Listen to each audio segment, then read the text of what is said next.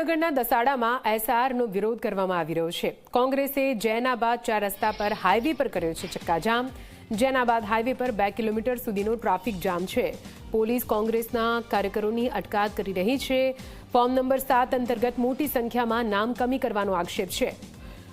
જિલ્લામાં ટોટલ 24,000 નામ કમી થયાનો દાવો કરવામાં આવી રહ્યો છે।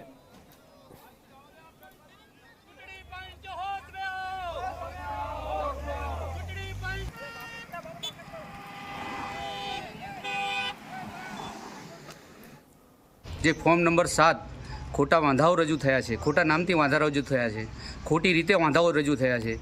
આ ફોર્મ જાણે વ્યવસ્થિત ષડયંત્રના ભાગરૂપે, કાવતરાના ભાગરૂપે જાણે પ્રશાસન અધિકારીઓ જ ફોર્મ ભર્યા હોય એ રીતે મોટી સંખ્યામાં લોકોના મત કાપવા માટેના જે ષડયંત્ર રચાયું છે એની વિરોધમાં અમે કલેક્ટર સાહેબશ્રી અને એસપી સાહેબશ્રીને અમે આવેદન આપેલ કે 13 તારીખ સુધીમાં આનો કોઈ પણ પ્રકારનો જે ગોટાળા થયા છે એના વિરુદ્ધમાં ફરિયાદ લેવામાં આવે। અન્યથા જો ફરિયાદ લેવામાં નહીં આવે તો રોડ ચક્કાજામનો કાર્યક્રમ કરવામાં આવશે। આજ વિશે વધુ માહિતી સાથે સંવાદદાતા પરવેઝ જોડાઈ ગયા છે ફોન લાઈન પર। પરવેઝ, એસઆરનો સતત વિરોધ કરવામાં આવી રહ્યો છે। સુરેન્દ્રનગરમાંથી પણ વિરોધના દ્રશ્યો સામે આવ્યા। શું કંઈ કહેવું છે તેમનું અને કેવી રીતે વિરોધ?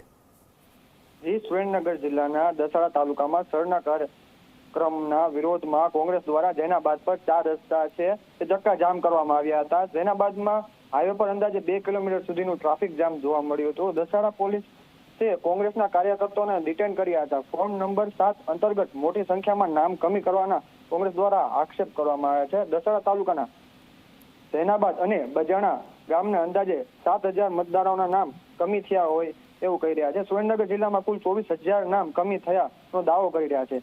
આ મામલે રાજકીય તણાવ વધ્યો છે। જી બિલકુલ, આભાર પૂરી માહિતી માટે।